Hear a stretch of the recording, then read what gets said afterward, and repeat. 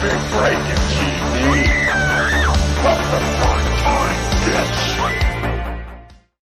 Good evening, campers, dreamers, and babysitters, and welcome back to Primetime Terrors, where we are talking Last of Us episode 4.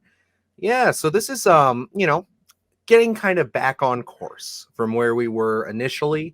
I would say, last week's episode, although great, was a bit of a departure. We focused on some different characters, and we got a little bit of Joel and Ellie at the end there, but this one very much traveling strictly with Joel and Ellie. We really get to kind of build their relationship a little bit and just kind of get into what most of the game and what most of their adventure is, which is them just roaming this post-apocalyptic landscape, getting to know each other.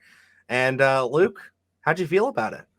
This one was, as opposed to last week, this one was really fast paced. I felt, they were really going from the beginning to end here. I mean, they ended it on can't wait for next week, real big cliffhanger. But overall, I thought this one was interesting. It was something where, like, me not knowing the video games, it's kind of like, I feel like more of a connector episode where I'm asking a lot of questions that I don't have the answers to yet because it's going to be such a later thing.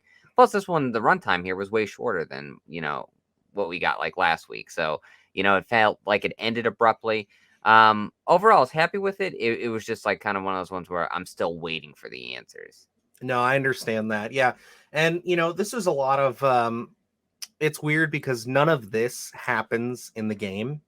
This episode has like hardly anything that would connect with it.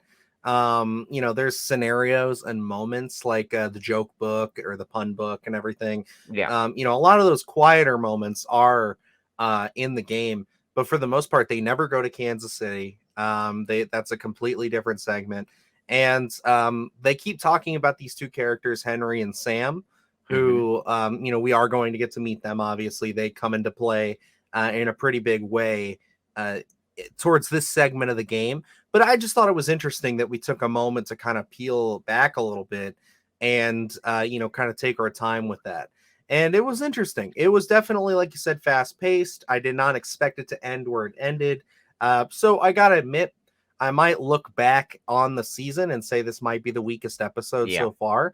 But it's not bad. It's definitely keeping on pace. It was just one of those things where it's like, I think, having the 3 episodes we had before really all hit those high marks. And then this one just kind of be, like you said, that connector piece.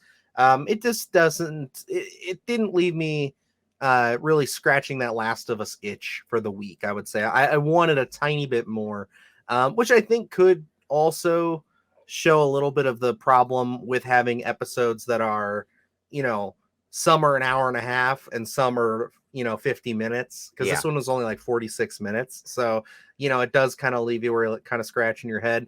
Although I kind of like being able to play with what we need to play with. It's just kind of like, well, I need a little bit more here. Yeah. And then that's where it's like, up until this point, I feel like those previous 3 episodes really had, they had the opening and then they had the end where you felt satisfied as the credits rolled. Where this one, they wanted to leave you on a cliffhanger, but it left you like, oh, I can't believe that's the end of the episode already. Because it was moving pretty fast, so you never had those moments to kind of rest. And then by the time you're still digesting everything, now the credits are rolling. And you're wanting to see what next week is, which, I mean, great way to end it because I am very curious to see what's going to be happening. But yeah, I think out of the 4 right now, this one left me wanting more the most, where, I didn't really have that journey with a lot of the characters yet. I did love the Ellie and Joel moments here with the joke book and just kind of letting us kind of sit with them and breathe a little bit. Obviously the gun comes back into play that Joel did not want her to have a gun. And then she actually ended up saving Joel's life. And then he makes a hard decision there. It really says something about his character and, living in this post-apocalyptic world where Ellie, probably would have made a different decision.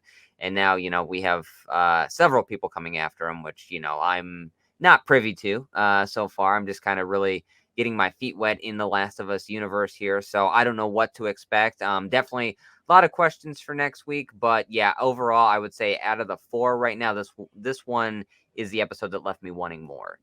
Yeah, and I will say Kathleen, I believe was her name. Was it Kathleen or Catherine? I think it was Um, Kathleen, wasn't it? yeah, Kathleen. She is also a new character. She was not from the game. So her Okay. and then the bearded fellow, which was Perry, I want to say. Yes. Yep. They are both new Oh, okay. the series. They come from this. They are not in the game. Like I said, this whole segment in Kansas City, I Never happened. want to say it's kind of because they go to Pittsburgh in the game.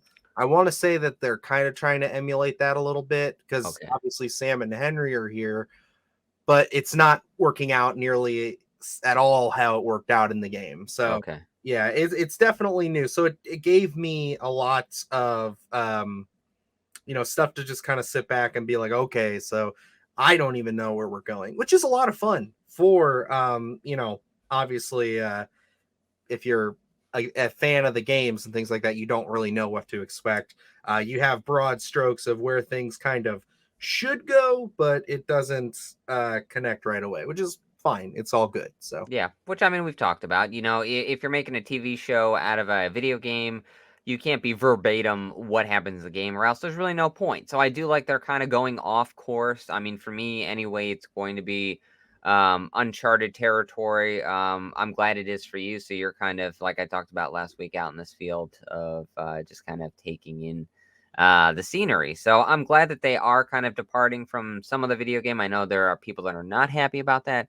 Um, but ultimately, I think you need to do that here because this is a different medium.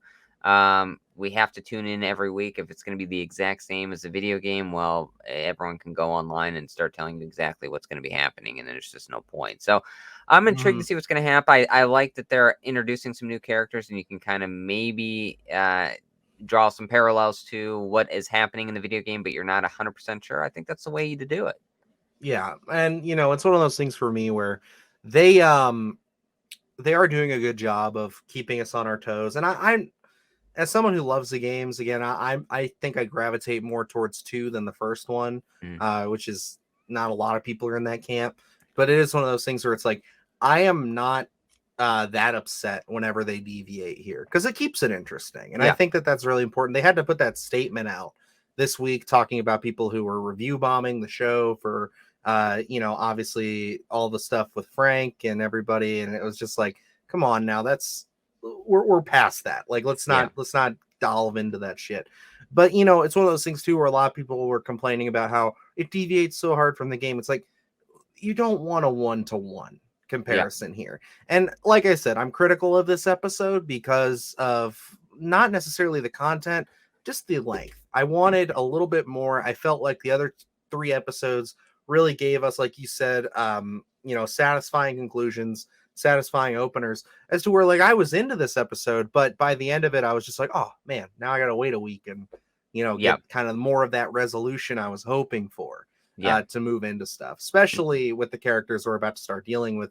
If they adapt it like the game, it's going to be pretty heartbreaking. So Yeah, especially to end it on the image that we did. It's like you're really expecting at least a connector scene to kind of get some sort of mild resolution to the next episode. I think we ended on such a high note in terms of storytelling here that and we're used to those runtimes that we were such expecting at least another 5 to 10 minutes here, but we didn't get it. So I think it kind of affects the lens of how you viewed this, just because it's like, well, I would have loved another 5 to 10 minutes here. Yeah, and I gotta say, one of the standout scenes for me though was when they shot the guy who came in through the back door when Ellie shot him, Yes. and just the pleading and everything, because that is Yeah. straight from the game.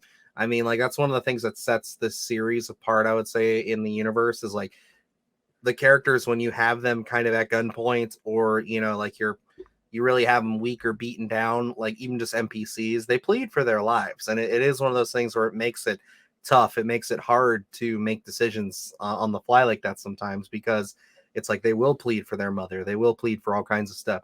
And I liked how they did that, but I also, again, I like the dynamic here of Joel not being afraid to get his hands dirty, but also not really wanting Ellie to see that side of him. Yeah.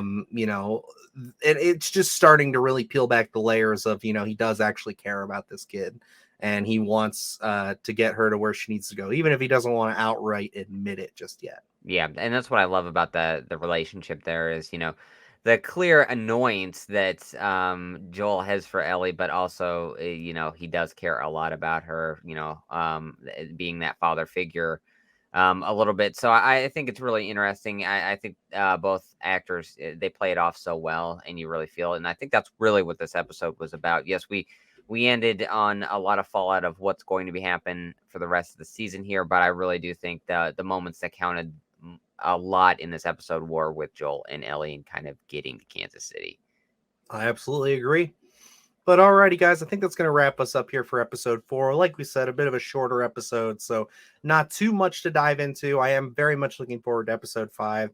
I feel like that one will have to be longer because we're going to have to resolve the Kansas City stuff. And just from the little preview we saw there, it does look like we're going to see some really cool shit. Yeah. Another thing we didn't even mention is that when Kathleen and Perry opened that door and you saw the ground kind of moving, obviously that's going to involve our infected friends. So that's all I will say. But yeah, it is going to be really cool. I hope that you guys strap in if you're not familiar with the source material, because it's going to get wild. So I'm excited. But alrighty, other than that, we got a lot of great stuff up on the channel as always. We just checked out Knock at the Cabin this weekend, which was a whole lot of fun. A lot of great stories on Sunday Scaries. So if you don't have the time to sit down and watch the whole 20-minute episode, we got them clipped out for your convenience as well. And of course, we have our interview with Kyle Edward Ball from last month. That's still up and going. And we have a lot of great content coming to you guys this week, as well as I forgot to mention Wednesday, we got to release our review for The Outwaters, which is a fantastic found footage horror film.